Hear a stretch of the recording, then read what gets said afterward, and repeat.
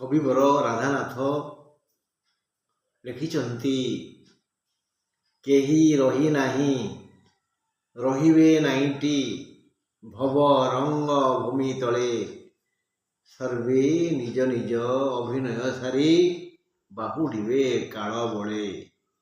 କାଳ ବଡ଼ ବଳିଆ, ସେ ଜୋର ଜବରଦସ୍ତି ତାର ଇଚ୍ଛା ପୂରଣ କରେ। ସେ ଏଠାରେ ରାଜା ପ୍ରଜା ମୂର୍ଖ ପଣ୍ଡିତ ରଙ୍କ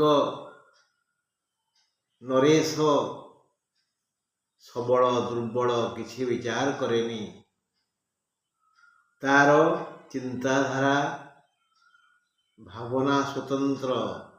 ସେ ବଳ ପ୍ରୟୋଗ କରି ଏ ପୃଥିବୀରୁ ଜୀବମାନଙ୍କୁ ଯଥା ସମୟରେ ତା ପାଖକୁ ନେଇଯାଏ। ଏଥିପାଇଁ ଯକ୍ଷ ପ୍ରଶ୍ନର ଉତ୍ତର ଦେଇ ଯୁଧିଷ୍ଠିର କହିଥିଲେ ଯେ କିମାଶ୍ଚର୍ଯ୍ୟଂ, ଆଶ୍ଚର୍ଯ୍ୟ କ'ଣ? ଏ ପ୍ରଶ୍ନର ଉତ୍ତରରେ ଯୁଧିଷ୍ଠିର କହିଥିଲେ, ଏ ମଣିଷ ମାୟାରେ ବାୟା, ଏଇଠି ବଞ୍ଚି ରହିବା ପାଇଁ, ଏଇଠି ସୁଖ ଭୋଗିବା ପାଇଁ, ସେ ଲାଳାୟିତ କ୍ଷଣିକ ପାଇଁ ସେ ନିଜ ମନ ମସ୍ତିଷ୍କକୁ ଟିକେ ଭୁଲେଇ ଦିଏ। କ'ଣ ସେ କହିଲେ ଉତ୍ତରରେ ଶ୍ଲୋକରେ, ଅହନ୍ୟ ହନି ଭୂତାନି ଗଚ୍ଛନ୍ତି ହଜମାଳୟଂ। ଅହନି ଅହନି ପ୍ରତିଦିନ ଅସଂଖ୍ୟ ଜୀବ ମରୁଛନ୍ତି। ଅହନ୍ୟ ହନି ଭୂତାନି ଗଚ୍ଛନ୍ତି ହଜମାଳୟଂ। ଯମ ମନ୍ଦିରକୁ ଏଠାରୁ ଏ ପୃଥିବୀରୁ ଯମ ମନ୍ଦିରକୁ ଜୀବ ପ୍ରତିଦିନ ଯାଉଛନ୍ତି। ଶେଷା ଜୀବିତୁମ୍ ଇଚ୍ଛନ୍ତି, ଯାହାର ମରଣ ହେଇନି, ଯେ ବଞ୍ଚି ରହିଛି, ସେ ଆହୁରି ଆହୁରି ଆହୁରି ଅନେକ କାଳ ବଞ୍ଚିବା ପାଇଁ ଆଶା କରୁଛି। ସମସ୍ତେ ମାୟାରେ ବାୟା। ଅହନ୍ୟ ହନି ଭୂତାନି ଗଚ୍ଛନ୍ତି ହଜମାଳୟଂ। ଶେଷା ଜୀବିତୁମ୍ ଇଚ୍ଛନ୍ତି କିମାଶ୍ଚର୍ଯ୍ୟଂ ଅତଃ ପରମ୍। ବନ୍ଧୁ, କା ବାର୍ତ୍ତା? ଏ ପ୍ରଶ୍ନର ଉତ୍ତରରେ ଯୁଧିଷ୍ଠିର କହିଲେ, ପୃଥିବୀ ଭାଣ୍ଡଂ ରୋଷେଇ ଚାଲିଛି। ମର୍ତ୍ତ୍ୟ ଲୋକରେ କାଳ ରୋଷେଇ କରୁଛନ୍ତି। ପୃଥିବୀ ଭାଣ୍ଡଂ ଗଗନଂ ପିଧାନଂ। ଏ ପୃଥିବୀ ହେଉଛି ଗୋଟେ ବଡ଼ ହାଣ୍ଡି, ରୋଷେଇ ହାଣ୍ଡି। ଏଇଠିକି ଜୀବ ଆସେ ମରିବା ପାଇଁ। କାଳ ଏଇ ଭୂତମାନଙ୍କୁ ପ୍ରାଣୀମାନଙ୍କୁ ପଚନ କରୁଛି, ରୋଷେଇ କରୁଛି ପୃଥିବୀ ହାଣ୍ଡିରେ। କାଳେ କିଏ ଡେଇଁ ପଳେଇଯିବ, ସେଥିପାଇଁ ଘୋଡ଼ଣୀ, ଆକାଶ ରୂପକ ଘୋଡ଼ଣୀକୁ ସେ ଢାଙ୍କି ଦେଇଛି। ପୃଥିବୀ ଭାଣ୍ଡଂ ଗଗନଂ ପିଧାନଂ। ସୂର୍ଯ୍ୟ ଅଗ୍ନି, ସୂର୍ଯ୍ୟାଗ୍ନିନା, ସୂର୍ଯ୍ୟ ରୂପକ ନିଆଁକୁ ଲଗେଇ ଦିଆଯାଇଛି। ଆଉ ଇନ୍ଧନ କିଏ? ରାତ୍ରିନ୍ ଦିବା, ଦିନ ରାତି ହେଲେ ଇନ୍ଧନ ଜାଳେଣୀ। ଦର୍ବି ମାନେ ଡଙ୍କା କିଏ ହେଲେ? ଋତୁ, ଯୋଉ ମାସ ଆଉ ଋତୁ, ଇଏ ହେଲେ ଡଙ୍କା। ମାସ ଆସିଲେ, ମାସ ବଦଳିଲେ, ଋତୁ ବଦଳିଲେ ସମସ୍ତଙ୍କର ଜୀବନଚକ୍ର ବଦଳିଯାଏ।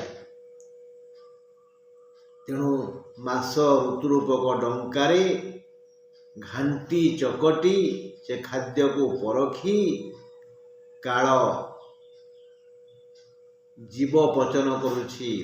ପଚତି ବାର୍ତ୍ତା, କାଳ ପଚତି, ସମୟ ରନ୍ଧନ କରୁଛି। ଏ ହେଉଛି ବାର୍ତ୍ତା। ଏଇଠିକି ଯିଏ ଆସିବ ସେ ମରିବ, ଏହା ସୁନିଶ୍ଚିତ। ଏଥିରେ ବିଚଳିତ ହେବାର କୌଣସି କାରଣ ନାହିଁ। ଶଙ୍କର କହିଲେ, ଯାହାର ଜନ୍ମ ଅଛି ତାର ମୃତ୍ୟୁ ଅଛି, ଯାହାର ମୃତ୍ୟୁ ଅଛି ଜନ୍ମ ଅଛି। एथिरे विचलित हर कौन कारण नहीं। जी जन्म हब सी मरिब, जी मरिब से जन्म हब। गीतारे भी से कथा कहगला, जीव मनुष्य पुराणा वस्त्र को परित्याग करी नुआ वस्त्र पिंधिला भली जीव जेबे जाने ये शरीर पुराणा हो गला तेबे से ये शरीर को छाड़ी नुआ शरीर प्रवेश करे। तेणु मातृगर्भ को से यात्रा करे। आमे जो कर्म करुचे से कर्म फल आम पछरे गोड़ेब।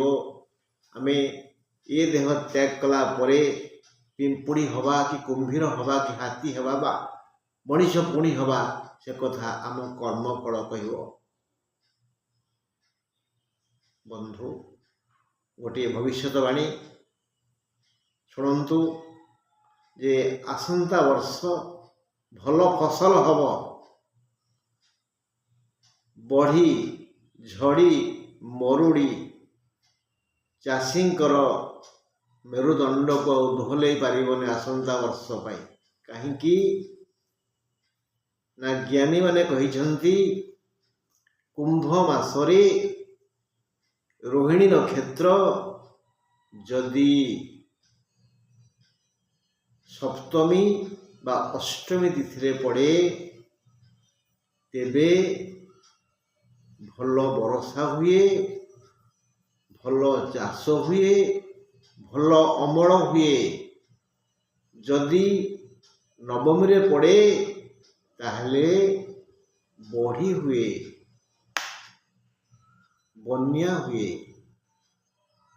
जदि दशमी रे पड़े ए रोहिणी नक्षत्र कुंभ मासरे ताहले सर्वनाश हो जाए। चाषी घर को कुटा खंडे आनी पारेनी। ये वर्ष ये चली कुंभ मास, ये कुंभ मास रोहिणी नक्षत्र पड़ुछि सप्तमी तिथि रे। तेणु ए वर्ष भल अमल हेब। ये भविष्यवाणी समस्ते जानी खुशी हंतु। आज बंधु एतिकी आसंता समय यदि स्वागत करे ताहले ए विषय किसी आलोचना करिबा। नमस्कार।